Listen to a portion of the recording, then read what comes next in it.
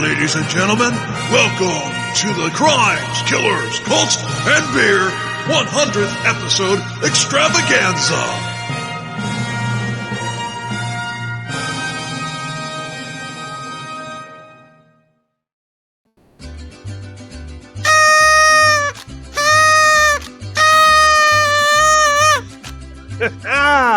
Everybody!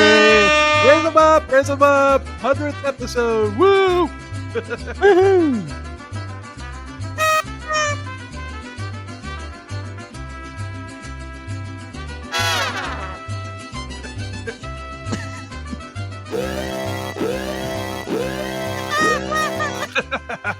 Yeah.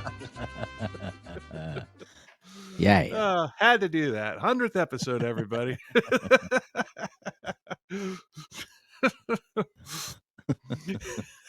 Does that mean we're 100 years old? Yeah, get off my lawn. 100 weeks as a podcast. 100. Damn, it's kind of a milestone. Yeah. I mean, we didn't do any fanfare for episode 50. Episode 50 was an April Fool's Day joke. Aha. But anyway, welcome to Crimes, Killers, Cults, and Beer. And Beer. I'm Bill. And I'm Paul. And we are the only true crime comedy case. We're the only true crime comedy podcast that has the word beer in the title, where the two hosts don't drink. Definitely crazy cases. Figured if you haven't figured it out by now, maybe you're not on social when I made the announcement. I quit drinking. The BTK Part 1 was the first episode that I had ever done sober. And every episode since then has been done sober. And, I like the results. Seem a little more focused. I feel a lot better. There's no way in hell I could have done 3 episodes in one day drinking. Oh. Even 2 was bad. I mean, so I mean, it's a lot of things, a lot of reasons leading up to why I made that decision and everything. But I made a New Year's Eve was the last time I had a drink, and made a New Year's resolution, and this is the first time I've ever stuck to it. As we record this, it is February 4th, and when you hear this, it'll be 5 weeks later. Yeah. Great. Yeah. Boom. So yeah, we're recording far ahead, because if you remember from one of our previous episodes, Paul is National Guardsman and is going on a long deployment. So we stockpiled episodes so we could bring you fresh content every week in his absence. Yes. And maybe 5 weeks ago would have been the time to clarify all that, instead of now 1 week before you come back. Yeah. Anyway. Like he's gone? Oh, he's back. Oh, there he is. It seems like you never left, Paul. I don't tell you, man. It's almost like the military knows these like time warps and these wormholes. And I just went to a Stargate. Oh, cool. I'll be back. I'm back. Did you see Richard Dean Anderson? No. No. He's must be on another project, but I missed that show. I used to watch that. Yeah, show. it was good. I've seen all three of them. Yeah. They're really good. And they killed Universe way too early. They left it on they left it on a hell of a cliffhanger, which pissed me off. But I've seen every single episode of all three of those series. Yeah, those are cool. Good stuff. But anyway, let's get going. Let's get culty. Culte. Because of my background in rock and heavy metal music and cults, you might be wondering why we haven't covered this particular cult until now. Or maybe you didn't. I don't know. In fact, you probably didn't wonder that, but I'm just saying. The Source family was a California hippie cult in the 60s and into the 70s. But this one had a band, and its music is actually critically acclaimed by musicians, and even still today, and although I don't know why. But what's not to like? Imagine you and your significant other just had a nice romantic candlelight dinner. Maybe you've been together a long time, or maybe it's a new flame. Either way, you go back home and you have a couple drinks on the sofa. Love is in the air, and you lean in just for a quick kiss. That becomes a deep, passionate kiss. Before too long, you're heading to the bedroom. You get into bed, and passionate kisses and heavy petting are driving you crazy. Finally, you say, "Hey, we need some mood music. Alexa, play Penetration by Yahweh 13." And this is what she plays. Roll it. Let's see.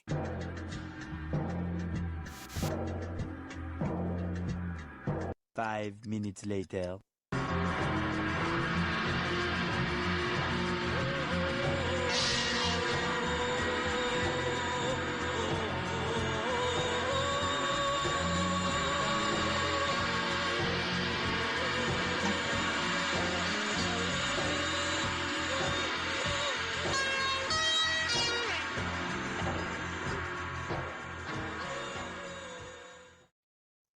I'm in the mood now. Are you?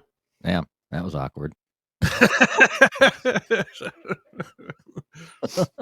I don't know if my mic picked it up. It probably did, but my Alexa picked, I couldn't find the listing you were looking for. I heard it. So if yours did, which I hope it did. Yeah, right. I really hope that triggered Alexas all over the place. But that's why I don't have one anymore. I even turned off Siri.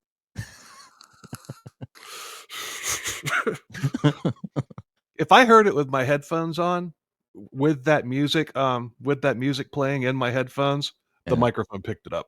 I'm sure of it. It's in the other room. Be interesting if it's synced together too. That way you can hear like an echo. Dolby surround sound, THX. Oh boy. So noteworthy musicians cite their music and other things as inspiration. For example, Sean Ono Lennon, son of John Lennon and Yoko Ono. Why wasn't Yoko Ono a singer for this band? Right. She would have fit in. Yeah. Oh, my perfect. Yeah. But he used their look and attitude as inspiration for one of his songs. And the Source had a restaurant that was featured in Woody Allen's 1977 movie Annie Hall. Said restaurant would have such notable clientele as John Lennon, Marlon Brando, and others. Sources for this episode are the Source Family documentary on Amazon and FatherYod.org, New York Post, a blog from a survivor called Life in the Source Family by Laura Guerin, and that is a very interesting read. This part comes directly from FatherYod.org. The website is still up, although it was made in 2002, specifically launched February 20th, 2002 at 10:02 p.m. and it looks like it was never updated, although it's not bad looking and easy to navigate for a site from that era of the internet. So take it, Paul. The Source family was founded by Yahweh in 1971. He was born James E. Baker, and after an exhaustive search and arduous work on himself, became one of the very few to ever attain God consciousness while still in an earthly body. On this site, you will find a short overview of his story, the story of Jim Baker, and the evolution of Father Yod and the Yod. Yahuwah. Yeah, Father Yod. Yeah, and the Yahuwah. Sounds like Indian. And his spiritual family, the Source family, who called him simply Father. There were about 100 of us who stayed with him who stayed with him, constantly for the last few years of his life. You don't know what it's like to be me. Well, you do now. There are lots of other sites or lists on that website, and you could spend weeks on that site and still not get all the way through it. I spent a good time reading through some of the stuff on there. There's some wacky shit on there. Oh, I bet. It's a wacky case too. Mm. But the source was started by Father Yod, born James Edward Baker, on July 4th, 1922. And he would die one of the more memorable deaths of cult leaders, but put a knife in that. Yod was extremely charismatic, and he was able to make people drop everything and follow him. Some people dropped everything within minutes of meeting him. Especially for the man. I mean, you can see why. Gorgeous women flocked to Yod, and you were given whatever you needed, and everybody seemed happy. Yod had lots of money, and unlike many cult leaders, he was more than happy to spread the wealth. For a while, it was basically a utopian society. The cult was based in Hollywood Hills and was based on the teaching of Yogi Bahan and the Age of Aquarius.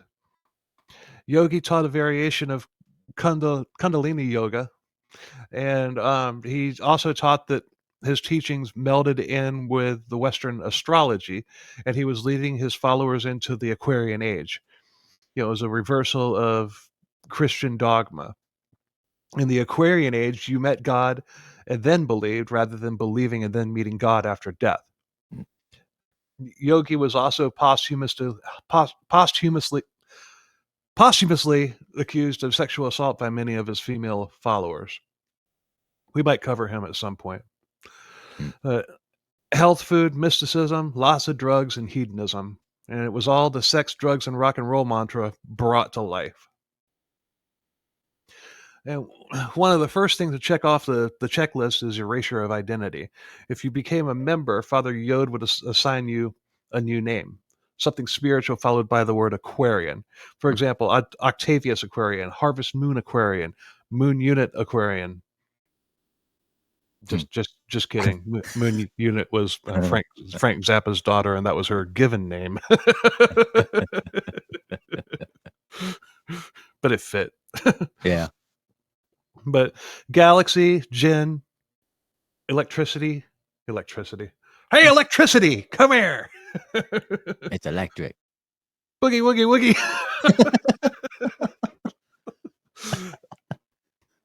Isis, all with the last name of Aquarian. So I think I would be Chucklehead Aquarian. I don't know how to be. I'm already Aquarian. I'd just be Aquarian. Oh. I'd be Virgo Aquarian. Yeah. I'm not a chucklehead. I'm just saying I would be called Chucklehead because I like saying the word chucklehead so much. There you go. I think I'd be A squared. I'd be A squared. A squared. A squared Aquarian? Yeah. I'm already Aquarian, but if my last name is Aquarian, I'm Aquarian. But I'm like, why? That's a tongue twister. I'd just say A squared.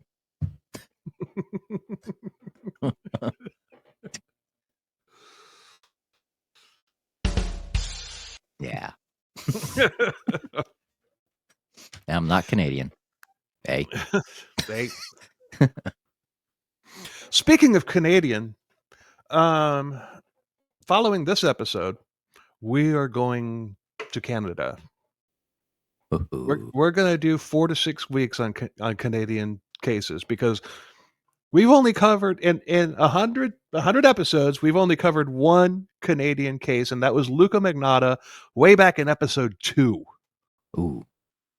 We've done 3 from Australia. We've done 3 from Scotland, but no Canada. In fact, you would think that an American podcast, the second market, the second biggest market would be Canada. Yeah. Just because ours is not. The UK is our second biggest market, followed by Canada. True. So it could be because the Canadians probably think that we're shunning them or whatever. It's like, no, it just never came up. So we're gonna we're gonna do 4 episodes total, although one of them is definitely going to be a 2-parter, and that's going to be the final one, which is Willie Picton. We're gonna end on that one, and we're not going to do the Anthill Kids, even though that's a Canadian cult. That's for, I'm still not ready to do that one yet. Yeah. but yeah, you're gonna get 5, maybe 6 weeks of Canadian content in a row. There we go. Yeah, we got you, Canada. Exactly. They're jealous. We don't want to leave them out. So they are our neighbors. So. And it wasn't, that wasn't by design. It just happened. Yeah.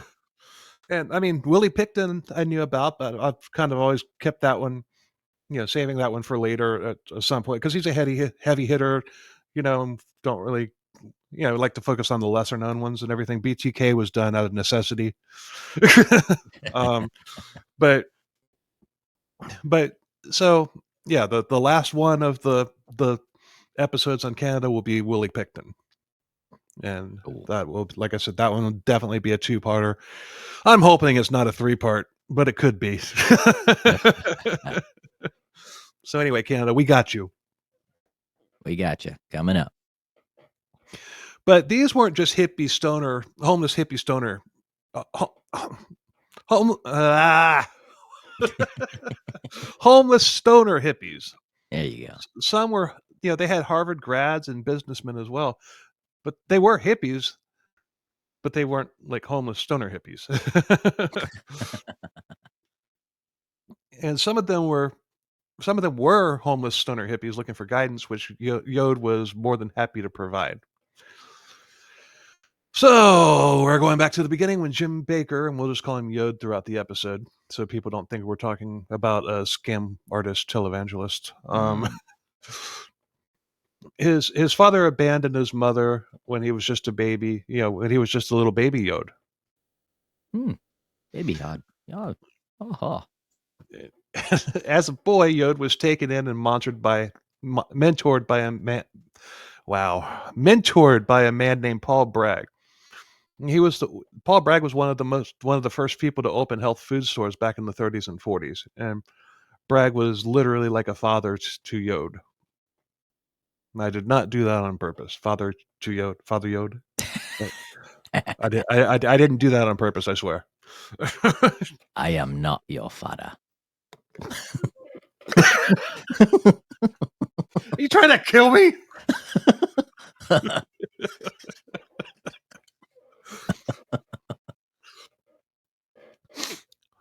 Lakeland, Florida podcaster found dead in his studio after apparently drowning while recording a podcast episode.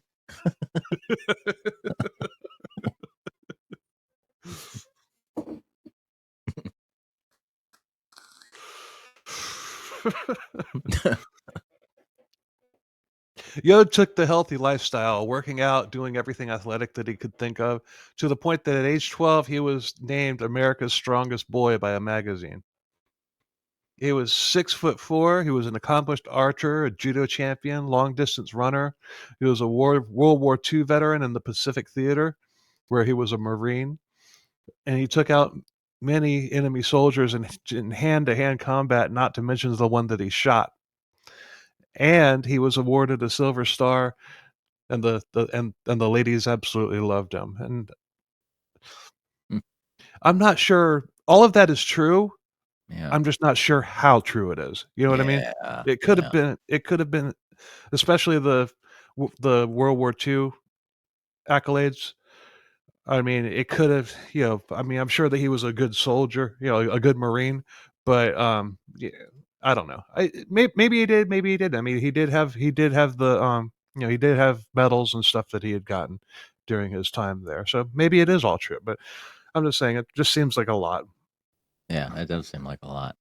But But you never know. You got to. He does. He did have a Silver Star. He really did. So yeah. he moved to L.A. in the '60s to pursue a career as a stuntman, but the Eastern mysticism thing intrigued him. Things like yoga, meditation, and health foods. He opened a natural fast. He opened natural food restaurants in California in the '60s. One was called the Aware Inn, and this was one of the first of its kind to open up, and it was successful. There was also Discovery Inn in Topanga, California, the Old World restaurant, which became a chain. But old war habits die hard. I didn't do that on purpose either. Yod had a criminal history, and he had killed 2 people with his bare hands. One, in 1955, he killed somebody who attacked him with a knife. He was acquitted of that because of self-defense. In 1963, he got into a tussle with a television actress and her husband. The husband was a bar owner, and Yod killed him with 2 karate chops to the neck and shot him in the head for good measure. Jesus. He did time for that, but I'm not sure why he got such a short sentence. I mean, that is verified. I got that from a news clipping.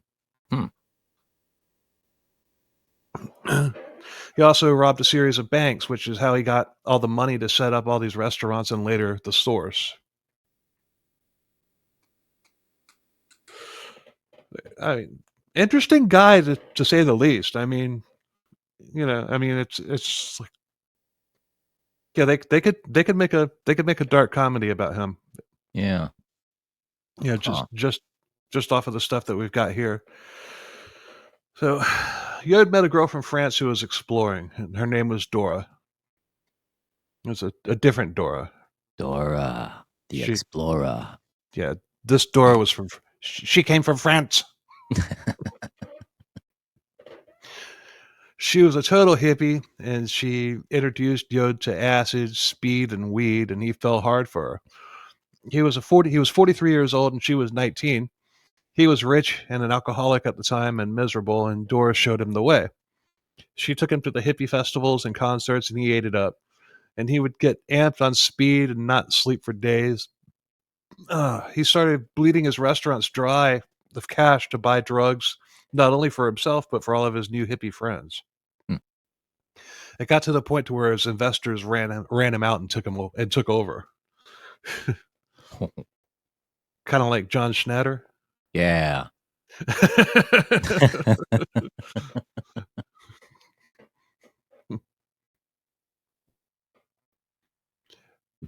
Better drugs, better music, Papa Yod. Oh yeah.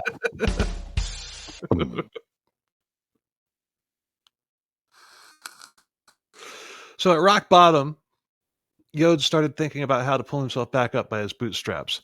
In April of 1969, Yo opened the Source restaurant. It was on Sunset Boulevard. It was a vegetarian restaurant, and it became very successful. And Yod was back, baby! Yeah. It was one of the first health food restaurants in the country, and it was considered to be one of the most successful restaurant in the entire country per capita, bringing in $300,000 a month. Whoa. In mid to late 60s money. Damn. Movie stars frequented it as well. Goldie Hawn, Joni Mitchell, Steve McQueen. Those were just a small portion of Hollywood elite who were regulars there. Even John and Yoko showed up there from time to time. This just shows you the star power they had. One time the band Yes pulled up in 5 separate limos to eat there. The band? Yes. Okay. The band ate there? Yes, they ate there. I always liked their song, The Wait, Yes, and The Night They Drove Old Dixie Down. they they don't sing those songs. Yes, they do. No, All Good People, Roundabout. What's the source of Roundabout? What? The band. All the people eating there was the source on a roundabout. No. Yes, the band that ate there sang Roundabout. You're not making sense. You said the band showed up in limos and ate there, Yes. but you said we're all good people eating on a roundabout. Those are titles of two of the songs by the band. No, those two songs were done by Yes. That's what I've been trying to explain to you. Oh, so the band called Yes showed up in limos and ate there, not the band called The Band. Should I respond by saying yes, or should I just say correct? Correct works. You didn't have to take me on the long distance roundabout. You mean run around? Run around, roundabout. Still a circle. Fine, correct. Yes. Fine. Ah, God. Fine, correct. Can we stop digressing and move on? Yes. Anyway.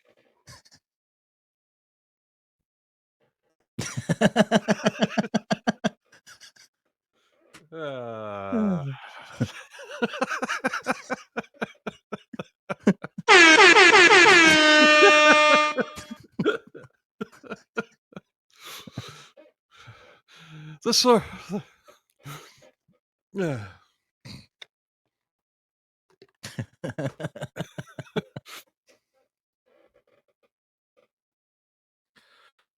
Third base. Anyway, it was the place to be. And I'll spare you the restaurant's jingle, though. It's bad. And no, it's not Michael Jackson's song Bad. I was saying that for you there, Paul. But that restaurant was right in the middle of all the hippie counterculture that happened in the 60s in Los Angeles. Political tension, acid-baked hippies, you know the story. But by the 70s, these people were lost and they were ripe for the picking by all these spiritual cults that popped up in California during that time. And the Source family is just one of many. But as I mentioned, lots of people flocked to the Source. One guy was in a band called the Fields, which was up and coming, and they had toured with the Doors and Led Zeppelin, and it looked like they were going to hit it big as well. This band member, later named Sunflower Aquarian, was burnt out on drugs, and he wanted to change. He wanted to focus on his spirituality and get healthy and clean, so he quit the band, and he went to go work at the Source restaurant. At this point, it's not even a cult yet, and people were flocking there to work for free in exchange for healthy food, well, let's be honest, and to get laid. Yeah. Either ugly people were denied access or they just didn't come for whatever reason. I mean, seriously, go back and look at pictures from the Source. You will not see an ugly man or woman, other than Yod. You won't see an ugly man or woman in any of those pictures. They're all just gorgeous people. But don't think that Yod wasn't noticing everything that was happening and was taking notes. But now things start getting culty. It was a slow and steady burn to get to that point. And Yod, although still going by Jim Baker at that time, he was becoming seen as a guru. He had grown his hair long and his hair and beard long at that time. He looked like an American film depiction of Moses.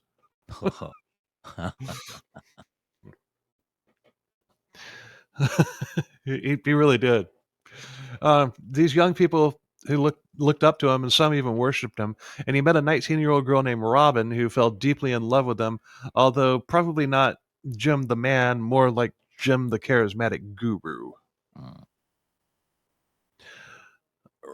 Robin was chronically very sick, and Yo put her on a good diet, and she wound up recovering completely. They were married in 1970 when she was 19 and he was 48.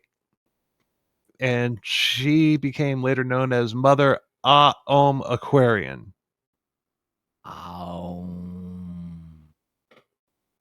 Yeah, that's probably what it was. Yeah. But in the in the research, it was AH-OM. But you're probably right. It was probably pronounced Om.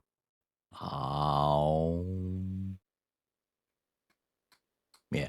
It's more of a sound than it is something you Yeah. just can't spell. But it is there as Om. Yeah. Around that time, Yod met Yogi Bahan, who I mentioned at the beginning, the yoga awareness guru.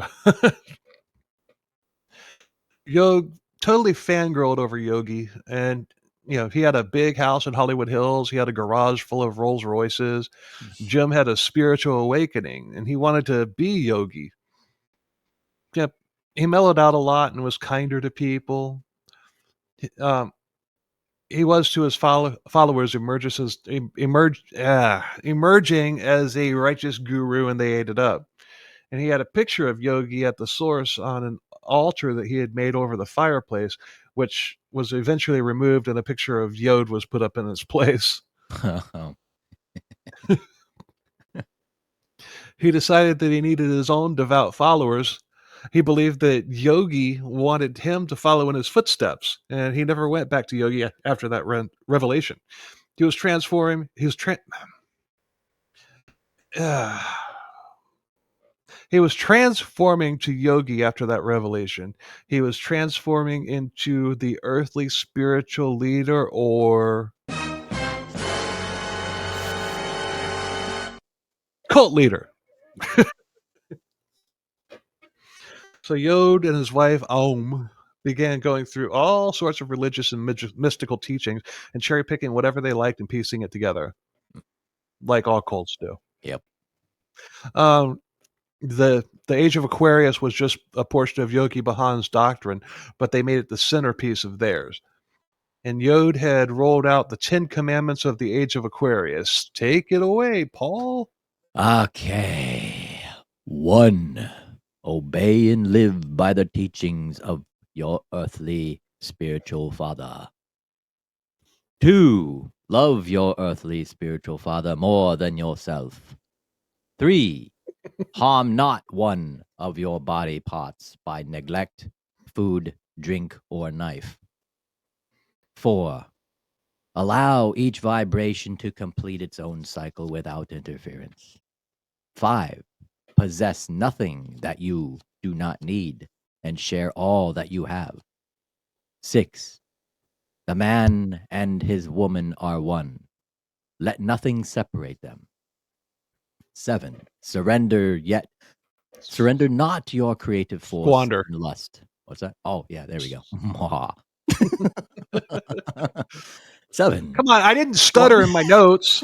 It's my turn. Squander not your creative force and lust, but come together only when the 3 vibrations of the physical, mental, and emotional are in harmony with spiritual love. 8. Each morning, join your vibration with the ascending currents of the universal life energy, using the method your earthly spiritual father has taught you. 9. Do every act energetically, intellectually, truthfully, and lovingly. And finally, 10. When these commandments are mastered, leave the house of your earthly spiritual father and do the work of your heavenly father.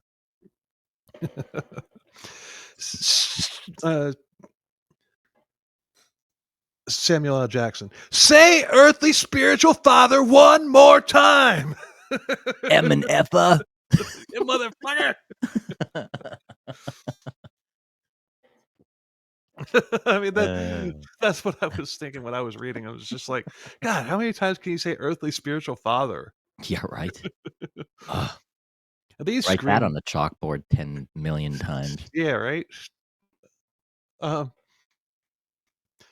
You know, That's probably some of the punishment that he doled out to kids. Right, earthly spiritual father on the chalkboard. Yep.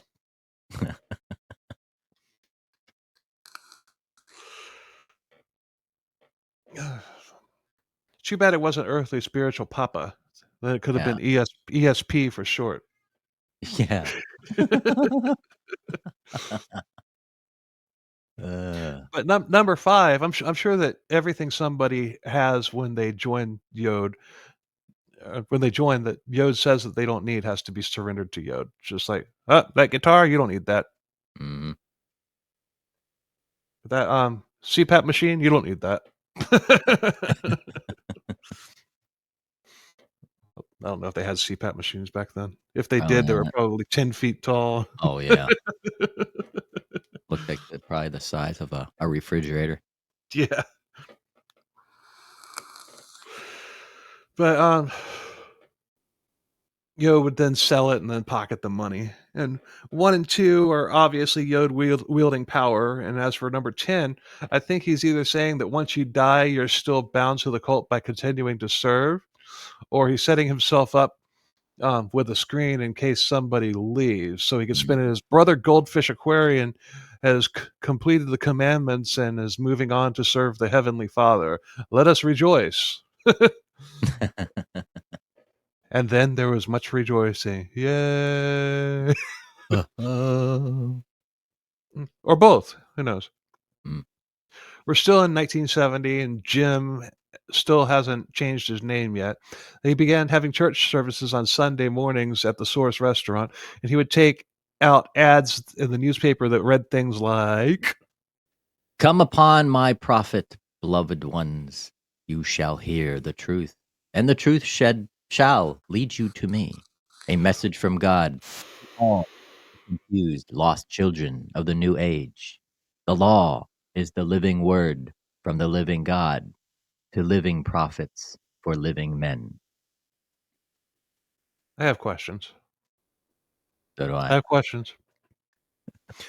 He wants you to come to his services, and he's telling people to come one, come all. And he says, you shall hear the truth, and the truth will lead you to me. Is that a typo? Eh, Or is he not the one giving the sermon? Yeah. He says, you shall hear the truth, and the truth will lead you to me. Sounds to me like somebody else is giving the sermon. Sounds like it. But either way, he's advertising that he's a god. Yep. Now it shall start. Yep. What are your questions? He's confused and he's confusing people. Yeah, it's just, yeah.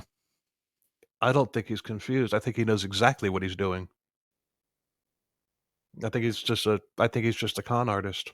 Oh, yeah. Yeah. Oh, Yeah. that's how it And starts. I mean, selling everybody's well, goods and well, just profiting off of it. Mm. well, just let me just put a knife in that, because I mean, later on, late we'll get there. I mean, Yeah.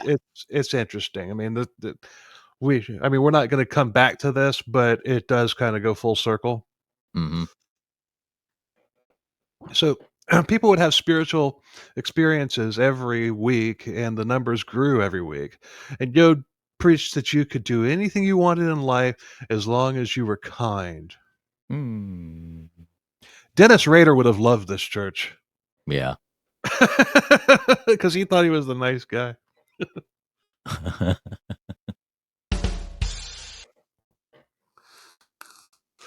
But it was around that time that Yod required everybody to wear white. But all of the men wore hats that looked somewhere in between a turban and a beanie cap, and then um, the white clothes later turned to robes, of course. Mm. Yod and his fathers would hit the streets and search for new fathers to join up, and it wouldn't be that uncommon to see a bunch of hippies walking around LA in the 70s preaching whatever the acid told them to. And these people are not unusual. They weren't dirty hippies though. They were clean, and their clothes were snow white. So that's what they were. Huh. Okay.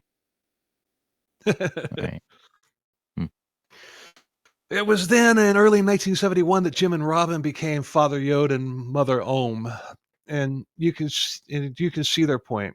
Even a hippie stoner isn't going to drop everything unless it was acid and follow Jim the prophet.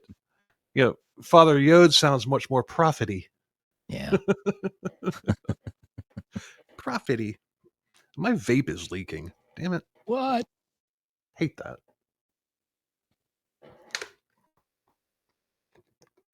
Most of the followers at that point were living in vans and cars or multiple shacking up with whoever happened to have an apartment. Not a very glamorous existence, and I don't know how they managed to stay clean living like that. Yeah. But they did. Maybe they jumped into people's swimming pools late at night. Yeah, probably. You got to pick a number at the DMV just to get into the shower.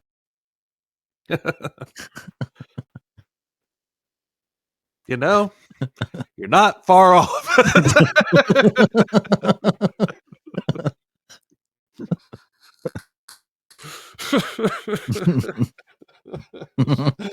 I'm not even kidding. You're not far off.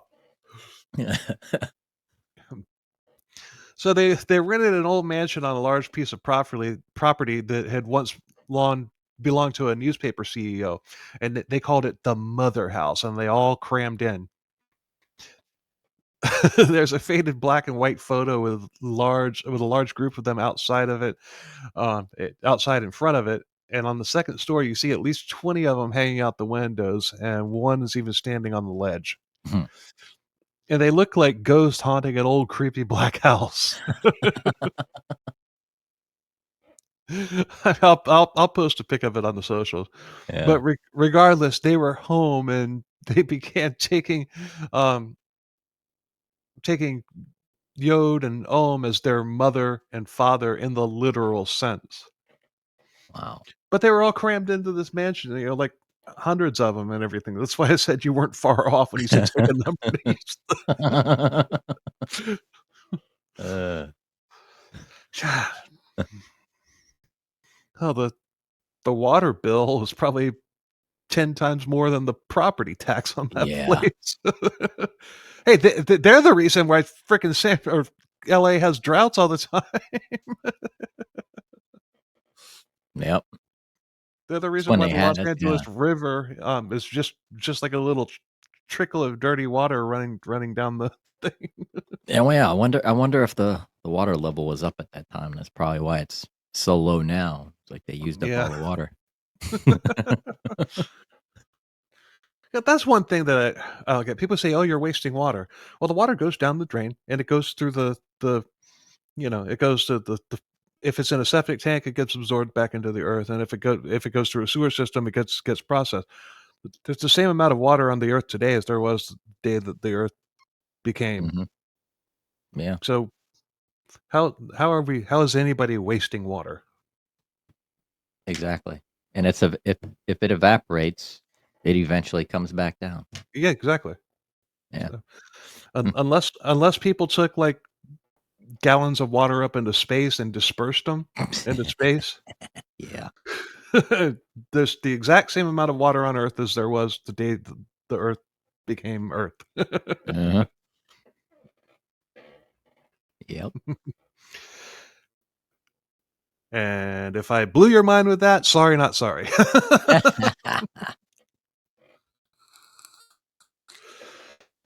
You were able to come and go as you pleased. There were no strict draconian rules cutting you off from all of society. And at this point, Yo began searching his followers for musicians and purchasing instruments to bring in. The Source Family Band had begun. Noteworthy musicians and producers actually showed up just to jam. And before too long, recordings of their music, like that gem that we heard at the beginning, were being sold at the Source, although that recording didn't come until later. Yeah. That particular song. But those recordings that they did, that's like holy grail material to music collectors now. Really? Yeah, it's that revered. It's that, and it's that rare and everything. It's like if a music collector gets their hand on that and everything, their collection just, you know, became a hell of a lot more legitimate. Like, Yeah, oh, I'm you've sure. got you've got Yeah. a genuine source. Holy crap! What if you could still find that on vinyl? Well, yeah, that's all it is. Yeah. Vinyl. What if it's still out there, floating out there? Yeah, I'm sure people are gonna start Googling it now. Well, the collectors have it all. Yeah. I mean, I don't think there's any that's ever just like surfaced at like somebody found it at a thrift shop or something like that. Yeah. Although, might want to start going to thrift shops in like Montana or something like that. Yeah. Not L.A. because everything's gone from there. Uh-huh. But somewhere like in Montana or Wyoming where it just might could have been sitting at a thrift shop for like years and years and years at the very back of the record rack. Yeah. You Yeah. know? That might be something that Mike from American Pickers might be. If he's listening, he's probably gonna start looking for them all over the country. If he CK, if that's the truth, then we deserve a shout out on the show if he does that. Yes. Yes. Damn right. So, Mike, if you're listening from American Pickers, keep your eyes open. Let us Yep. know. Yep. Montana and Wyoming, and we'll throw Nebraska in there for good measure. Yeah.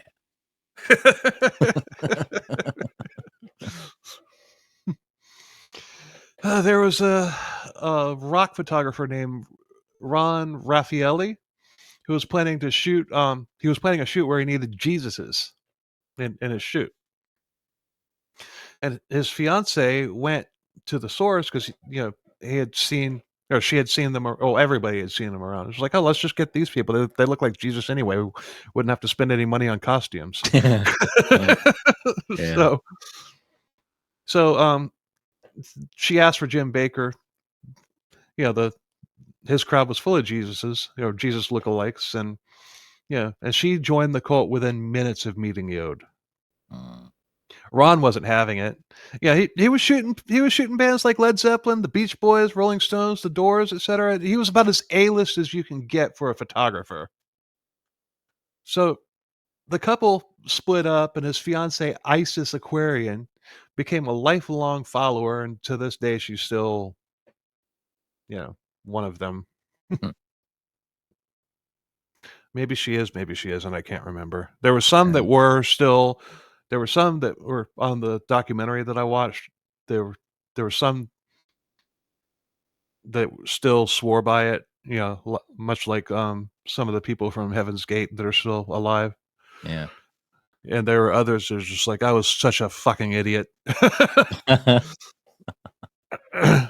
But Isis became the cult's historian. Yeah, okay, she's still one of the people that's drinking the Flavor Aid. Oh, yeah.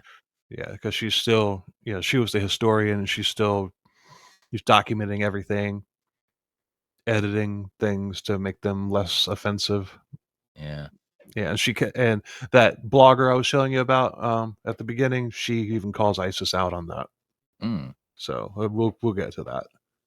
I wrote these notes like 3 weeks ago, so it's not fresh on my mind. That's what sucks about stockpiling episodes. You don't remember things. Oh, I know. Yeah, you start losing details. Yeah. These notes are already long enough. I want to Right. like if I put together notes like a week before we record it, then little extras, little asides are still going to be fresh in my mind. Mm-hmm.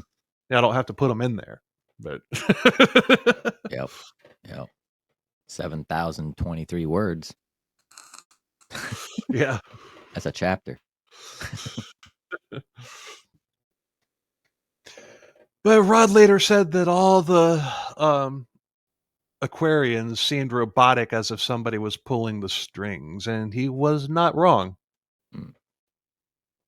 Isis became the cult's historian, documenting everything, and I already said that.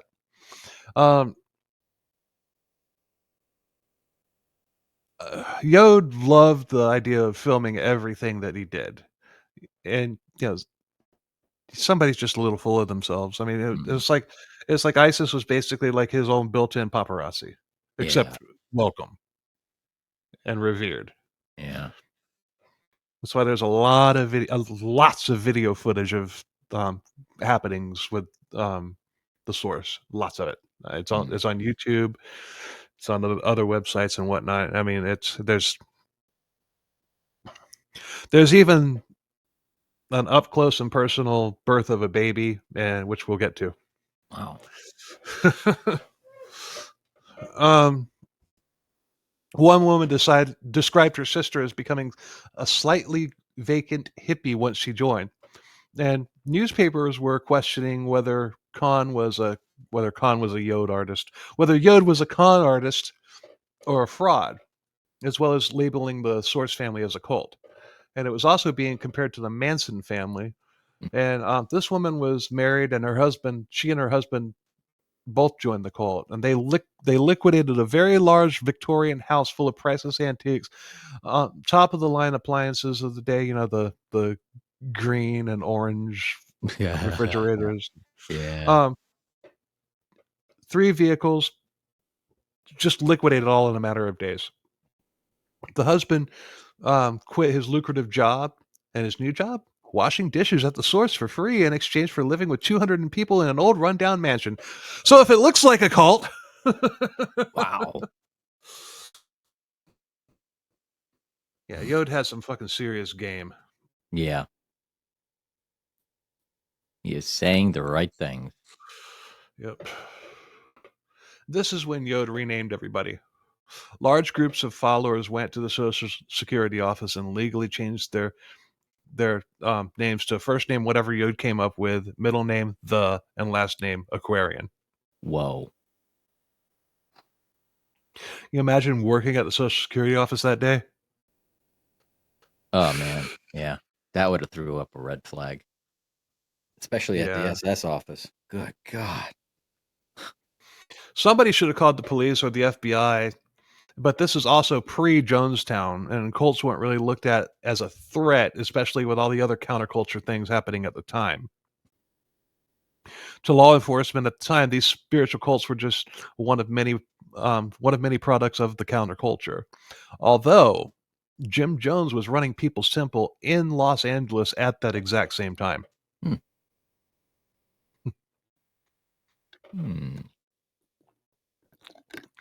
No, although nobody from the Social Security office called the police, the family of a 12-year-old girl did. Ooh. She had joined, and statutory rape laws were on the books at the time. And police showed up saying that she couldn't be there without her parents' permission. So Yod decided that any girl under 18 had to get married. Now, I don't know what the laws were then, but apparently it worked. And Yod paired every young girl with an older man in a big mass wedding. You know, still, you can't get married without parental consent if you're underage. Yeah. So I don't see that's why I said I don't know what the laws were back then. I mean, it seems to me like a pretty convenient loophole for a pedophile. Yep. This is still back. This is mid-70s, early mid-70s. Yeah, this early 70s. Yeah. No, this we're still in the 60s at this point. Oh, yeah. Okay. Yeah. But yeah, it's just like, oh, I like this 14-year-old. She likes me. Let's just get married. That doesn't seem right to me. No. But that's what was in the documentary. Wow. Unless he got to the parents and convinced the parents. I don't know. I doubt it. I seriously doubt it. Especially not the parents that we were just talking about this particular 12-year-old girl. Yeah. But it wasn't all singing and dancing and love. Yod had a very attractive group of followers, but he wanted to keep it that way. So he had a strict exercise regimen put together. Every morning up at 4 a.m., they would all have to go stand in the pool, even if it was super cold. Push-ups on their fingertips, pull-ups, just all manner of exercises done to excess. Yeet. For example, you can find all of these on his website, and this is the pre-exercise routine. Take it, Paul. Maybe this will help you get in the right mindset for your deployment. Not on my fingertips. Well, first one. As you awaken, exhale. Yawa. For your first breath. 2. After exhaling, say either aloud to yourself, be still, and know that I am God. 3. Dip into Mother Ocean to rinse your body of all sleep and negativity. 4. Follow the physical exercise program every morning. 5. Do the star exercise to tune yourself into the universal life energy currents of the morning. 6. Practice the pineal wave to eliminate any trace of negativity from within. 7. Take a cold shower to clean and rinse your body. 8. Instruct your Tahuti. Tahuti water and coffee or tea. 9. Lose yourself to find yourself. Huh? And finally, 10. Use the power of silence. It is the golden key of love and wisdom. Let's go back to 99. Damn it, I lost myself. Yeah. Oh, there I am, man. I just lost myself and found myself. I'm here. I'm right here. Where did I go? Wait, I lost myself again. Damn it. Where'd I go? Where'd I go? Where'd I go? Oh, man. Oh. There I am. That's No, where wait, you have to start that's putting. Paul. Yeah. Where am I, man? I'm so confused. I just say you have to keep putting mirrors on every wall just so you don't lose yourself. Where am I? There I am. What's there I am real? too. Oh, I am there too. Oh, here I am. The mirror isn't real, man. What if you don't see yourself? What if you don't see yourself? Mm. Vampires do come into the mix later. Oh, yeah. Once again, you're not far off.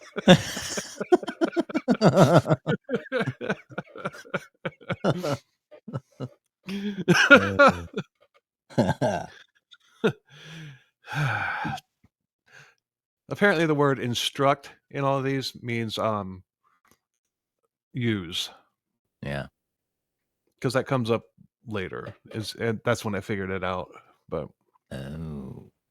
he was still Yod at this point, and it got changed to Yahoah later on. And Mother Ocean was a swimming pool. Mother Ocean. And number 10 sounds like he's literally treating them like children in the biblical sense of seen and not heard. Use the power of silence. It's the golden key of love and wisdom. Yeah. Yeah. So all of this before breakfast. Jeez. Breakfast consisted of raw food, had to be eaten within 15 minutes of being cut, or the life force had been drained from it. Yeah, makes a little sense. But wouldn't that happen the moment the fruit or vegetable was picked from the tree? Straight from the garden.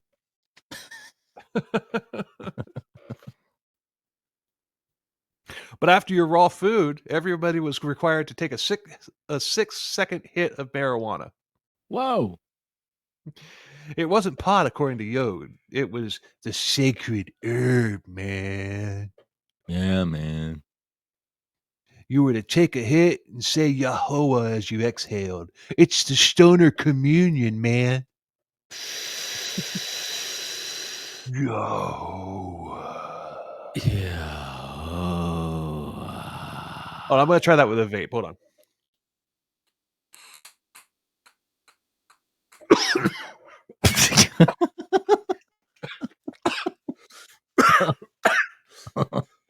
Oh, I got a head rush.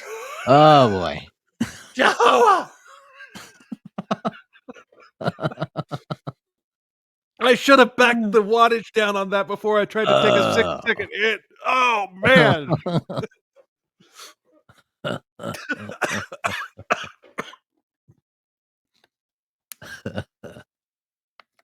Damn, I got a head rush. Woo.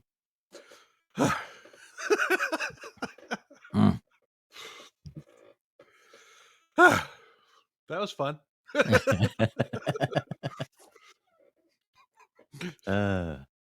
See what I put myself through for you listeners? Yeah, right? Oh, man. That wasn't a very original thing, but none of this stuff is his.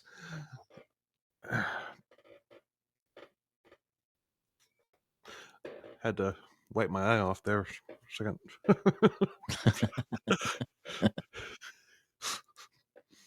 That wasn't fake. I fucked myself up there.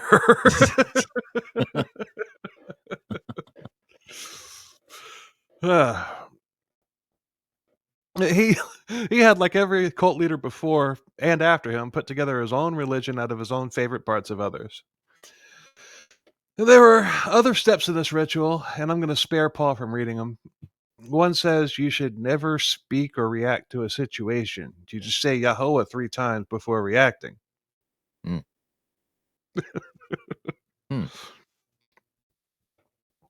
How's that going to work if you get pulled over for speeding? Yahweh, Yahweh, Yahweh. Cop's gonna look at you like, I need you to step out of the car, please.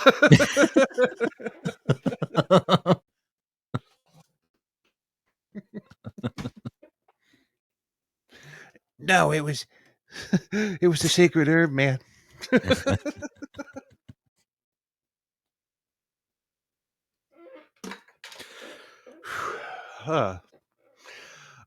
He would also lead an ever-changing meditation routine that looks ridiculous, and he would spout out philosophical nonsense, kind of like Manson.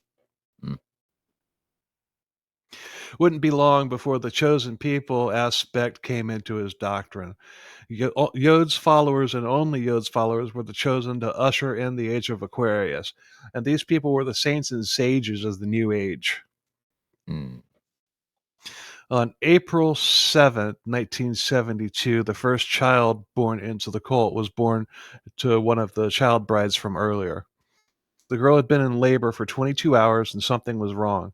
When the baby was finally pushed out, the umbilical cord was wrapped around the baby's neck and it was stillborn. Yod picked up the baby and he prayed, My God, if you let this child live, I will never speak anything but the word of God so long as I live. The baby came back to life, and within a week, Yod was dead because he had broke his deal with God. Thanks for listening, everybody. We'll see you next week. Thank you. No, but you put a knife in that. Yod performed CPR on the baby, and moments later, he came back to life. And there's video of all of this, like I said earlier. Yod reached into his pocket and pulled out a piece of paper with the word Solomon written on it, and he named this baby Solomon right there on the spot, the god of the sun. And there was nothing wrong with the baby. Wow. It was basic CPR, but to everybody in that room, Yod had just performed a miracle. Yeah. Now, one thing I didn't expect to see in this episode was something that another cult that we did covered. Sure, all cults quotes from others, but this is something stupid. And I pictured Yod as being one of the more intelligent cult leaders than this guy in particular. In episode 22, we covered Dwight York and the Nubian Nation cult. It was a pretty good episode, but York would literally change his appearance to suit whatever he believed at the time, or whatever he believed he was at the time.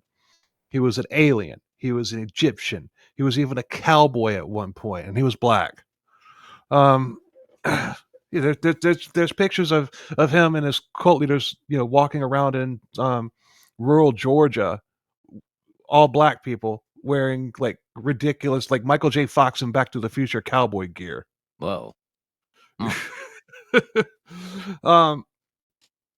But he would start studying different scholar types throughout history, and whatever he was reading at the time, that's what he would emulate, as well as how they dress.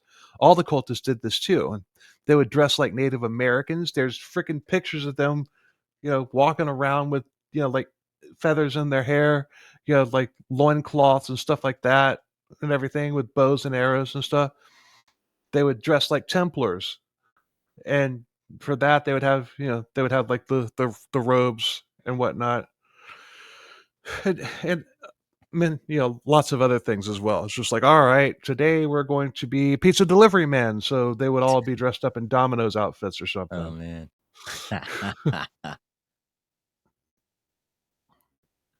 Actually, I should say Papa John's, considering we brought old Papa John up earlier. Oh yeah. Yeah. Hmm. But this came with some really alarming rituals. Ritual magic, to be more specific. And Yod would have them sit and stare at the sun with their eyes open until they were temporarily blinded. Oh my God. Stare at the moon until their eyes got cloudy. They got into astral projection and would hallucinate vampires and other things. Drugs are bad, okay? Okay. I think that Yod and many of his followers' minds were totally fried at this point.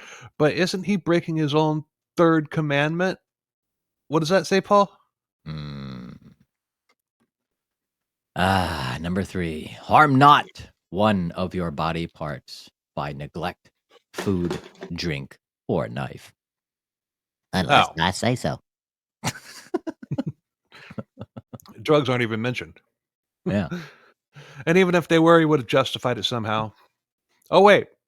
In another list of rules, it strictly forbids taking drugs and alcohol. But you can't convince me that they weren't taking drugs, although they swear up and down that they weren't. And there's video of these bizarre rituals. But it was real to the followers, mass hysteria, groupthink, whatever you want to call it. It's like the speaking of tongues in churches and fundamentalist cults. As far as they're concerned, the Spirit of God is talking through them, when in reality all they are is just talking gibberish. Mm-hmm. What is astral projection? Leaving the body. It's a practice that I actually do it all the time.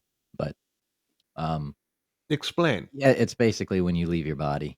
It's getting into an altered state of consciousness, and it's not the spirit leaving the body; it's your astral self. It's like the lower vibration of your spiritual self leaving the actual physical body. Also referred to, sometimes people kind of mix this up with remote viewing. Oh, okay. So that's kind of like losing yourself and then finding yourself, or finding yourself by losing yourself. Kind of. Yeah. Okay. I was just curious. I was curious as to, is something like happened to you in astral projection that like actually happens, or you're in your mind it happens, or whatever, or is this more like speaking in tongues, mass hysteria type thing? Yeah. Now, like a common form of astral projection is kind of like if you're in like an accident. And look, I had a motorcycle accident many years ago, back in '95, and before I realized it, I left my body just to save me from the physical pain of going through, falling off the bike, rolling on the road, doing all this stuff. I remember seeing myself outside of myself, seeing everything happening, time Okay. slowing down. And then I was back in my body. Interesting. Yeah. And as the skeptic that I am, I'm not even saying that just to, just to placate you or anything. Yeah. That's happened to me when I was a kid. Mm. And I've always wondered exactly how that happened, but you just explained it. So, okay, cool. I There learned you something go. today. I learned something today. Go ahead and plug your podcast, Paul. Seriously, go ahead. So yeah, you can go see the podcast on the YouTube channel or the Rumble channel. It's called The Seance. The sister or the parent company is Conscious Radio Network. But the just go to anywhere you listen to your podcast. It's called The Seance, and we talk about metaphysical, paranormal, and mysteries of mind, space, and time, and conspiracy. You said conspiracy twice. I know, because it's conspiracy. No, no, that's cool. I knew there would come a time when your what the other stuff that you're into would manifest itself on this podcast, and I was waiting for it, and there it was. There you go. Now, I like I said, I'm a skeptic when it comes to that type of stuff. But it's just nothing wrong with that. No. I mean, for the history of mankind, there's always mystical stuff out there. There's always things that we cannot explain. There's always Yeah. something that somebody will experience sometime in their lifetime that will defy what they were taught, what they were believed throughout their life, and go, whoa, what the hell was that? So the seance, everybody. The seance. So, but after being in these trances for a long time, Yod would stop them and tell them to go into the halls of Aminti. Aminti. It was something that he made up. It was something that was at the center of the earth, and the cultists actually believed that they had gone there. So they went into white hot magma, Huh. because that's what's at the center of the earth. I don't know. It's always been a theory of hollow earth. So yeah.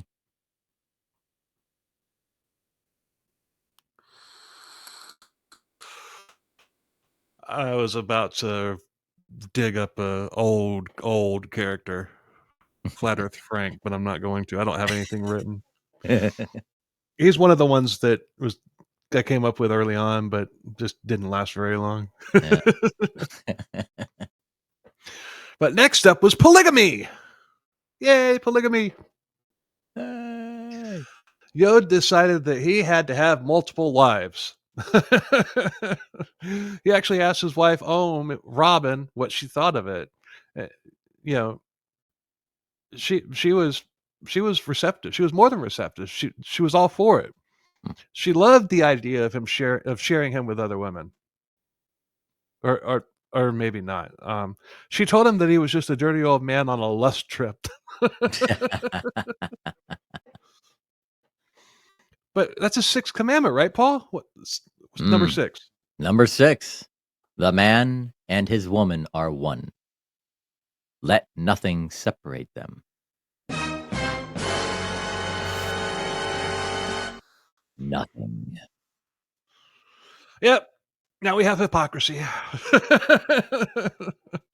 In addition to he took 13 more wives, all ranging in ages that would fulfill different roles. They were all much younger than him, and some were even under 18. I think the oldest was mid-20s. Wow. But whatever their different roles were, they all had one role in common. And these women were excited and honored to become the wife of the earthly spiritual father. Now, remember what I said earlier about how everybody looked to Yod and Om as their literal parents? Yeah. Yod married his daughters. What? They were looking at him as their father in a literal sense. So therefore, based on his rules, he's marrying his daughters. Wow. But I guess that was like 3 years ago, man. Much like number 6, that old outdated thing. Yeah. Oh, and Yod was dressing like Colonel Sanders at this point. Or something. Did he have the bow tie? I don't see pictures of the little bow tie. He didn't have a bow tie. He was wearing it was like one of those bolo straps. Yeah. But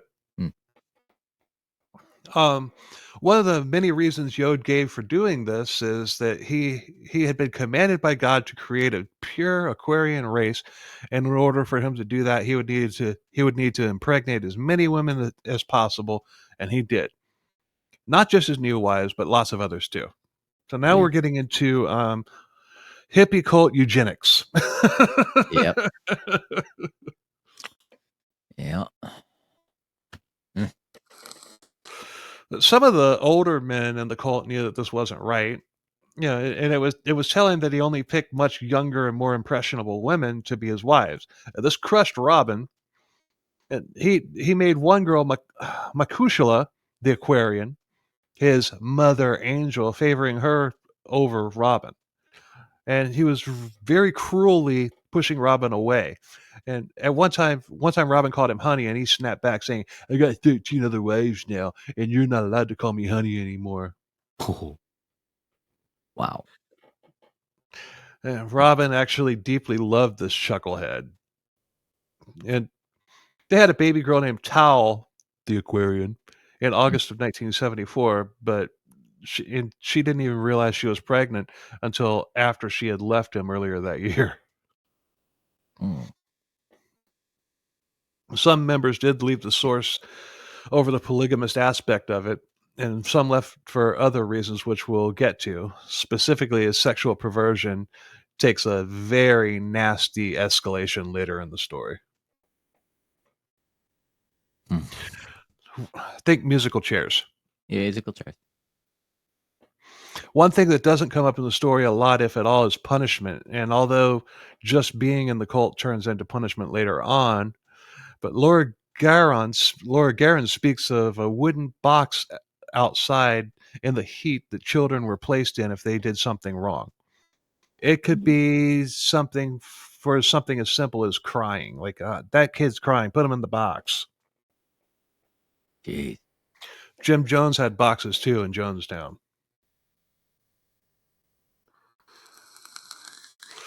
Now, this mansion that they were living in was literally just a couple streets away from where the Manson family had killed the LaBiancas just several years prior. So never mind the fact that 200 crazy hippies lived there. The neighbors were a little on edge about the cult living next door, even if they hadn't killed anybody. Yeah, I'd be too. Jeez. Yeah. So finally, under lots of pressure from the neighbors, the owner sold the house to somebody else, and the Source family was evicted.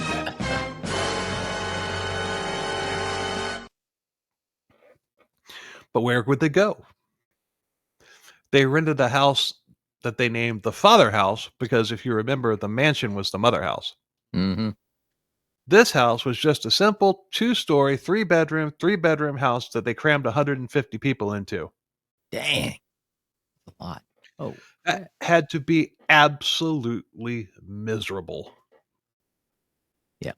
They built bunk beds all throughout the house, and there's zero privacy whatsoever. I can't imagine it was I can't imagine hygiene was, you know. I mean, you It's think it was bad lining up at the mansion to take a shower? What about a 3-bathroom house? you got to, because it almost similar to like living in a submarine, like literally. It just yeah.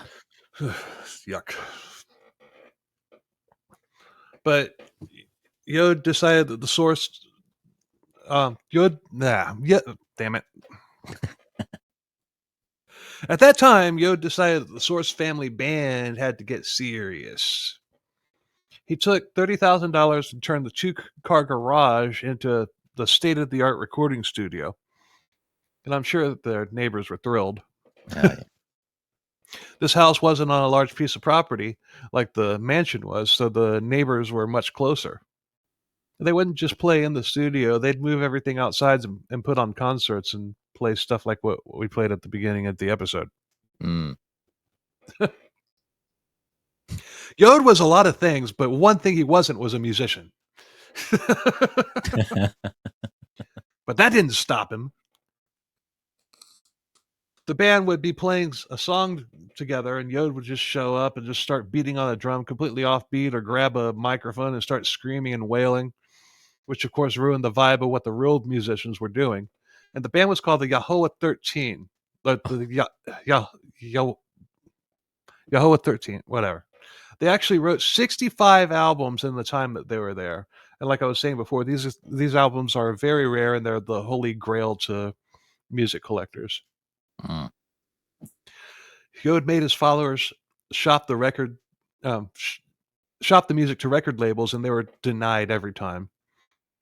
but that music is revered among musicians, and it's considered some of the greatest and psychedelic music of all time. And I don't get it, but whatever floats their boat. I personally wouldn't be able to get past Yod yelling "Bada boom, wada boom." That's the lyrics to the songs. So they weren't going to get signed, so they started playing at high schools. And Yod would use the shows to try and recruit new members, and it worked. And before long, they played a huge show at the UCLA campus. Aye. And here's a little clip of the band with Yod singing, if you want to call it that. Hit it, number 2. Not today. I'll be your shining knight in armor with his cousin Lamb. Bam! The monster from the sea. Look out! Lightning! Yeah! In my hand! Things are worse than they may seem. Let's try my little scheme. Yeah! 3! Wow. Yeah. Sounds like the drunk guy who gets up there and sings at an open mic session. Yeah.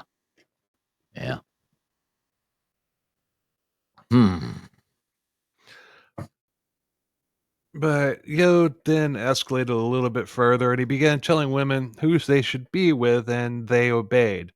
Commandment 1, right? But dictating who should be with who is common in cults when the cult leaders aren't keeping all the women to themselves. Yod then became interested in sex magic, specifically the Hermetic Order of the Golden Dawn. This was an occult set that was primarily interested in channeling sexual energy for magical purposes, to channel their consciousness and to become better beings. He came up with a bonding ceremony that everybody had to participate in, and this wasn't about lust or pleasure either. But according to Laura Guerin, this was basically sexual musical chairs with everybody participating. But this was before he had read Aleister Crowley's book on the subject. After he read it, he began using the Crowley ritual that involved a woman's menstrual blood and semen mixed together as part of the whole sex magic ritual, not to mention consuming menstrual blood. He called the whole process Qudosh. Qudosh. And this has been scrubbed from their history documents and tapes by ISIS. And this wasn't in the documentary that I watched. Yeah. I found this on Laura Guerin's blog. Wow. Huh. This was all for control. Lots of people left as a result, and those who did participate were ashamed of what they had done, and they didn't talk about it outside of when it was happening. And Yod also insisted no protection being used because protection wasn't natural. So there's no telling how many babies were born as a result, and the women having no clue who the father was. But this was what Yod was mandating, and I guess the hepatitis outbreak was part of whatever grand plan Yod had. Yeah. And I'm telling you, I'm going to link Laura Guerin's blog in the notes as well as the official website. Her blog is interesting. I read every single entry that she had. Yeah. And it's interesting. I'd like to talk to her at some point. Like to even have her on the show. Yeah, that's what I meant. Yeah. Definitely. Yeah. Have a special. Yeah, I mean, I'm serious. I was reading that, and I respect the hell out of her. She got a lot of backlash, and you can understand why. Yeah. But this is no different than any other cult ripping marriages apart for control. Now, I mentioned that Robin had left Yod, and when she learned that she was pregnant, that she had hoped that would snap Yod back to his senses. But right about that time, the cultists began calling Yod God. Oh. And this is when he became Yahweh. Although I'm going to keep calling him Yod. Yeah. He totally adopted the role. He was God, and not as far as the cultist was concerned. He was God as far as he was concerned. Mm. He was the light, the way, and he inherits all that the Father has. He's out of his damn mind. Yeah. He is not the Alpha and the Omega No. at all. Some cult leaders don't believe their bullshit like Dwight York. Dwight York knew that he was completely full of shit. And more recently, the Twin Flames cult. Those two know that they're full of shit. But I believe at this point, Yod really did believe that he was God. Now, earlier, when he was just getting started, I don't think that he saw himself that way. I think that he saw himself just, let's just see what I can get away with. Yeah. I can have all of these women, blah, blah, blah, and I can have all these people doing whatever I say. But later on, something happened in his brain, could probably having to do with drugs or whatever, or just power lust. He started believing the shit that he was spewing. Mm-hmm. And started building on it more and more. And that happens with just about every cult leader.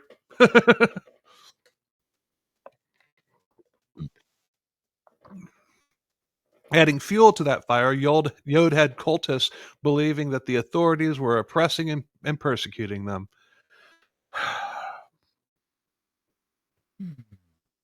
Yep. That's another every single cult thing. Yeah. Let's see. The health department, child protective services were onto them for 140 people crammed into a house, and that they were harboring runaways and doing who knows what with them. Lots of babies died in the house, according to Laura Garon. They died of preventable things and were buried in the hills behind the house. Damn. One family needed medical attention for their 3-year-old son, and medicine was forbidden. And this part kind of hits home for me because a lot of that shit happened. Yeah. There's lots of babies born in backyard or buried in backyards in Indiana. I'll just leave it at that. um, but medicine was forbidden, and Yod and the other cultists were dancing around the boy and chanting. And he bolted, and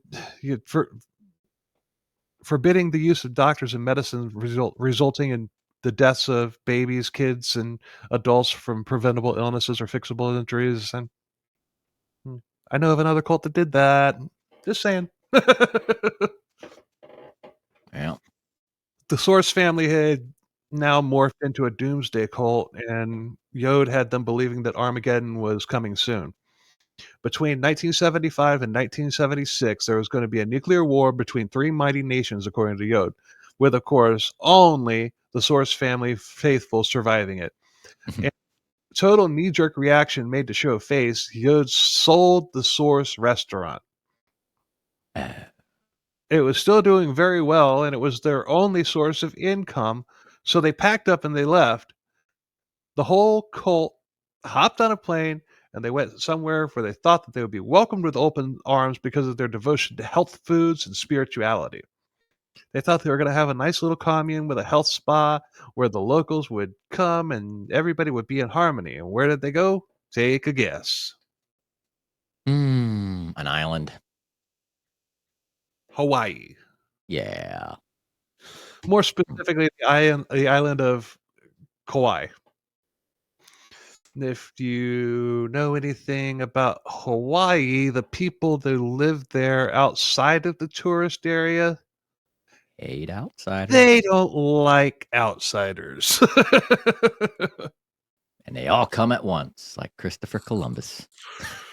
Yeah, and because of this, cult members became paranoid about the locals, and there are already two communes there, including the Hare Krishnas, as well as camps of hippies who are living on welfare. The locals definitely didn't want another cult, and the police were always keeping an eye on them and tailing them wherever they went on the island.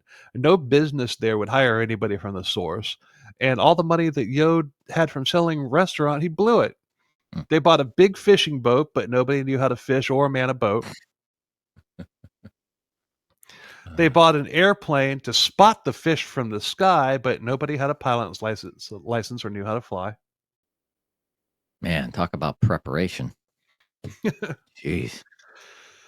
The locals were convinced that they were a Manson-type family, to which Yod did an interview with the local newspaper saying that, "Oh, no, man, we're not Manson types." But the locals didn't buy it, and some locals were actually shooting into the commune. Yod tried to rally his cult to war. They had guns, but nobody knew how to use them. They're all hippies who hated guns and violence, some of which were even draft dodgers. Oh. In the documentary, there's this survivor. He's just like, they're wanting us to arm up. He's like, I joined this cult to evade the draft because I didn't want to go fight. Nah, you're gonna have to fight.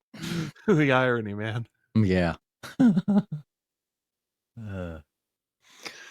1975, Yod even started, target. In 1975, Yod even started questioning exactly what it was they were doing. They weren't moving forward as a family, but that didn't stop him from doing whatever it was he was doing, whether he knew what he was doing or not. That was a mouthful. Ah. But he took on more of a mystical mystery approach, not seeing and not doing anything for hours or even days. He would just stand alone on a hill meditating for hours on end, and then he would say that, "I've taught you everything that there was to teach." He was giving up. So if that were the case, why was he keeping them there? What was number 10, Paul? Number 10. When these commandments are mastered, leave the house of your family spiritual father and do the work of your heavenly Father. Right. But he had broken every one of his other commandments, so what's one more? Yeah. Well, why quit while you're ahead? One morning, he ordered everybody into meditation with magic mushrooms covered in soy sauce, and I don't want to know what soy sauce is. Psilocybin and mayonnaise? I don't know. He's been reading Aleister Crowley. Remember that? Yeah.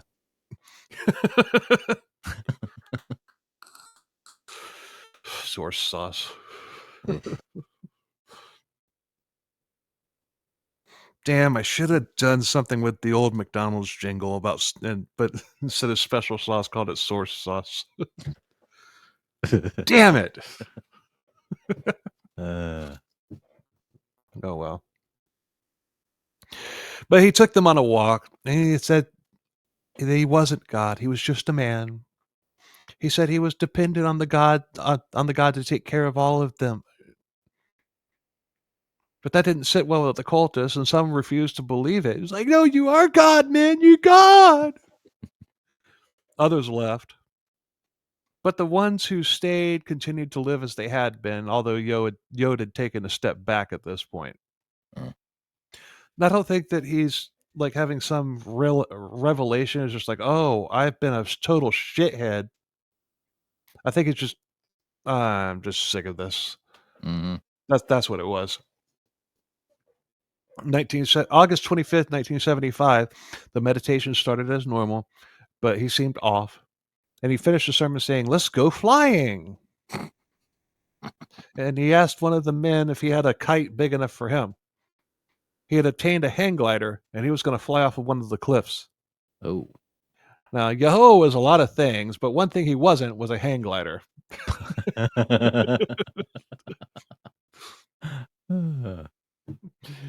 Nobody's tried to stop him. If he wanted to do something, he did it. And they all got to the cliff, and the glider was there waiting for him. It was very windy that day. Too windy for hang gliding, in fact. Mm. And people were begging him not to go. But there was no stopping him, and off he went. There's pictures and video of this. Remember when I said to put a knife in that for his deal to God, bringing the baby back to life? In exchange, he would only preach the word of God? Yeah. Well, he obviously broke that vow. And he was doing a good job at first in the strong wind when all of a sudden the wind just stopped. It was perfectly still, just like it was just, And then, yeah. Yod crashed down to the ground like Icarus after he flew too close to the sun. mm, He crashed down, and when they got to him, he was alive, but he couldn't move. He said it was God's last lesson. And in another stroke of irony, he wanted to go to the hospital, but his faithful reminded him that doctors were against their beliefs and forbidden. uh, I love that. oh Take man, me to a doctor. No doctors. No, you can't go to the doctor. Fuck. uh, oh man, Like I said, there's video of all of this. There's video of him. I think there's even video of him saying that he wanted to go to the doctor and them saying no. Because remember, wow, ISIS was documenting yep, everything. It's a wow, damn shame that she had to go, that she didn't come to her senses. Because imagine the freaking documentary that she could have made, yeah, you know? But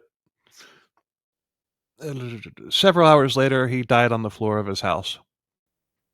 And the followers prepared to take a huge memorial for him, and he was then taken away by ambulance. And followers say that the autopsy said that he had no broken bones.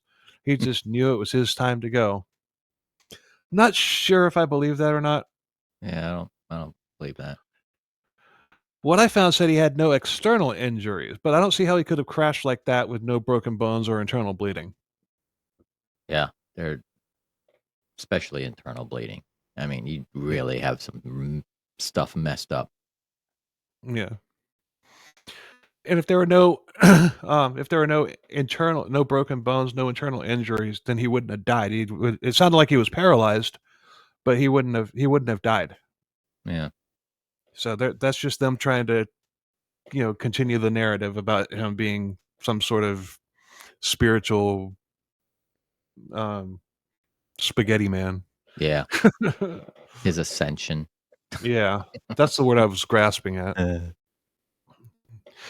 But they had a 3-day vigil for him, and he was cremated, and his ashes were scattered on the beach. Well, mm, much like if he had landed on rocks, his guts would have been.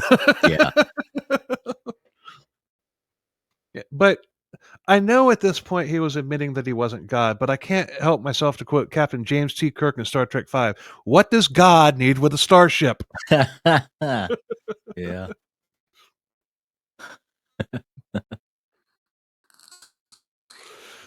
This is true, this happened. The night his ashes were scattered, a new star, a nova, appeared in the night sky. And followers took that as Yahweh going into the cosmos to watch over them. No, but that happened. It was Wow. the there was nothing about the cult in the news clipping, but the news Yeah. clipping that I found documented the new star forming in the sky. Hmm. Yeah. So, That um, could have been some interesting synchronicity because by the time we saw it, it would oh have yeah, happened millions of years ago. millions of years ago. But still, just the fact that it happened then, right then, it was just coincidence. But Yeah. still, yeah, I'm gonna say if I was in this cult and that happened, I don't, if I was still brainwashed and everything, and he died, and that same day, or the same day they scattered his ashes, a new star formed in the sky. Mhm. Uh, that would Yeah. just basically confirm everything that I believed. Yeah. Yeah. You I know, would yep. I would have fell for it. I've been like, "Oh, yeah. there Alright." he is. I mean, that's just like I can't even if they if that solidified it for some of, I can't even blame him. I can't even blame him there because Yeah. that's just. Mm.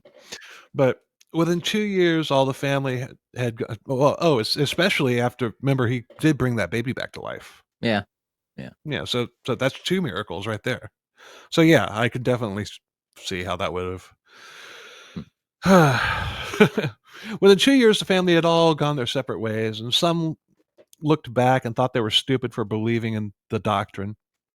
Some are very much followers. Pop culture took its shot. For example, Saturday Night Live did a hilarious skit about white-robed hippies in their restaurant called the Natural Causes Restaurant.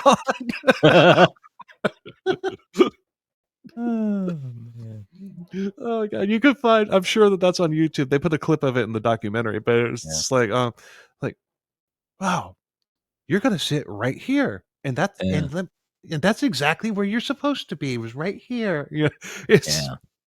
the clip of that Is was that hilarious. the documentary that's like an hour and about just short of an hour and 40 minutes? I think so. Yeah. I think so. Did I not cite the name of it at the beginning? No, I got Google up on, Oh, okay. Yeah, filtering videos, and I that see one there. It says the Source Family SXSW full documentary YouTube. yeah. Although I watched it on something Yeah. else, but Cool. I think it's the same one. It was about an hour and 45 minutes, Yeah. if I remember correctly. Cool. But the Natural Causes Restaurant, that's great. I'm gonna find that skit. I'm gonna find that skit. Yeah. I wish I had found it before and watched it, but I've just been busy. But the remaining members of the Source Family band, the Yehovah 13, reunited, and they've released albums and toured, and they even did a tour like last year. Hmm. Really? Yeah. Yeah. But that's without Yehovah going, "Ah, rah, rah, rah, I'm your daddy, baby, boom, ba, ba, boom." I'd be interested to see that. Yeah. Huh. But I'd be more interested to people watch at that concert. Like, what type of people would show up at that Oh, I show? know, yeah. You'd Yeah, you'd now have that musicians. You would have musicians that were, like, into the psychedelic type of music for sure, but you'd also probably have, cult types, yeah, yeah, yeah. even though they're not up there preaching the doctrine, they're just playing the music. Hmm. In my research, I couldn't find anything definitively saying that Yod had sex with underage girls, but I think it's just known that they did, but it didn't get reported. Remember, he was never taken to court, and this wasn't a public discovery saying like Warren Jeffs, but he was being watched for harboring runaways, and there are some women that say that they did have that he did have sex with them, and that he even raped them, but Hmm. these women never really went public. Yeah. Hmm. So, yeah, they didn't go public and everything, but a lot of them have talked to Laura Guerin. Well, some of them have, and she's also, Laura Guerin has also, um, she's reached out to whoever will talk to her and everything, and she's also been threatened. Really? She's also been threatened about doing this and everything. She's very critical about the edits that ISIS is making. She's very critical, like all the references to child abuse, like for example the boxes and stuff like that, Yeah. and like Quadash. Quadash is mentioned in ISIS's um, content, but now I mean, it doesn't say something about just just musical chair, you know, everybody fuck everybody orgy type thing. Yeah. Also, another thing in there is just like when you were doing this, when you're doing this and everything, you weren't supposed to climax, Hmm. but the only person who was exempt from that was Yod, obviously. Yeah, obviously. Because yeah, so it's just it. Yeah, I definitely want to get Laura Guerin on the show if we can. I don't know. I mean, she's I have something in common with her, and um, I I'd like to I'd like to hear what she has to say. I'd like to hear. I I'd just like to hear her talk, uncensored, off the cuff. Well, her blog is uncensored. I mean, she doesn't pull any punches. It's a Yeah. very interesting blog. Hmm. I mean, it's like I said, I read everything that she had. Yeah. Yeah, Um, it would be interesting to get a hold of her and bring her in and see if see what you'd like to share. yeah, And yeah, and I'm gonna. anybody else out there that was part of it that is willing to come out and go, hey, yeah, this is my Mhm, experience. yeah, and it's well, I'm not gonna. Uh, you'll save that for when and if that we get her on. What I was Yeah. about to say, but one thing that we haven't done yet, I got an email from an old friend, Mm, our our buddy, and I don't think that you might not know, but I know you haven't listened to like all of our back catalog and everything. I know you're a busy man, but there is you're familiar with the Norwegian black metal scene, right? All the people, the black metal bands that burned churches back in the 90s and all that I, stuff. yeah, I've heard of it. Okay, well, there is a rogue, I guess you could call him, musician in that genre over there in Norway, and he believes that you can accomplish everything you need to accomplish in black metal using a tambourine. Hmm, hmm, His name is Flaccid Gislis, and he is the Norwegian black metal tambourine man. And he's sent us some songs over the course of the show's existence. He's yeah, done like he sent us his black metal tambourine version of Anarchy in the UK when we did the Sid and Nancy episode. yeah. He's done, I mean, nobody can play the tambourine like him. And he wrote a song about. He even sent us in a Carl Panzram diss track. Wow. um, Uh, when when we used to do, well, I can't say used to do, but when we did like versus like monster like WWE match type promos and everything, putting one serial killer against another or whatever, he would provide the percussion for the ad that I made, and I would oh, put sweet. guitar over it. All that's in the back catalog. But he sent us when he heard that we were doing the Source family. He sent me a song that he wrote about the Source family. So I'm going to play that now. It's always good to hear from our buddy Flaccid Gislis. Yeah. Bada bing, bada boom, bada boom, boom, bing.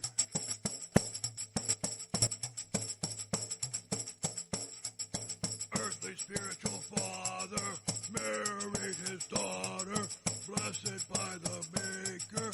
Big, big cupcake. Bada boom, bada bing, bada bing, bing, boom. Bada boom, bada bing, bada bing, bing, boom. I believe I can fly.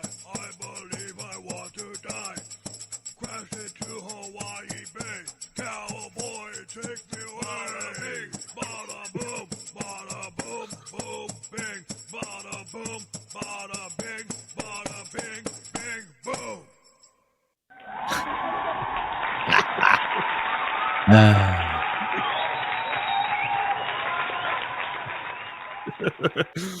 Yeah.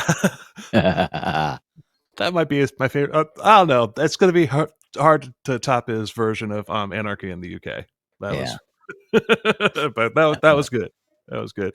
Wow. Crashed into the bay. Cowboy, take me away. Oh, man. Oh, anyway. Oh man, thanks for listening. We appreciate the hell out of it. Yeah, check us out on our socials. Interact with us and everything. You know, we have the Crimes, Killers, Cults, and Beer discussion pub on Facebook now. That's a lot more. Yeah, that's where people can interact a lot more. We got a small handful of people there, and hopefully, that will grow. Hopefully, we can phase out the other Facebook page at some point. Yeah. But Yeah. but but for now, yeah, it's there. Join that up. That's linked in the episodes now. So we're also on YouTube. And on YouTube. That it is. And we can put, all these little links and stuff like that of some of the, some of the nuances and stuff that, for each of our episodes and stuff up on the discussion pub. Oh yeah, I have been. So. You might want to let everybody know that you're going away for 6 weeks on there. Yes. I will people- put that up, and then by the time this airs, people are like, what, that already happened? Yeah. Yeah. I don't want to be 6 weeks ahead again. Maybe Yep. 2. I don't want to be 6. That was rough, and as we learned in things that are getting cut out of this episode, you can lose some things. Yeah. So 2 weeks, fine. 6, 6 weeks. Yeah. 2 weeks. Yes. So anyway, until next wow, I just screwed up my exit. Until next time, later.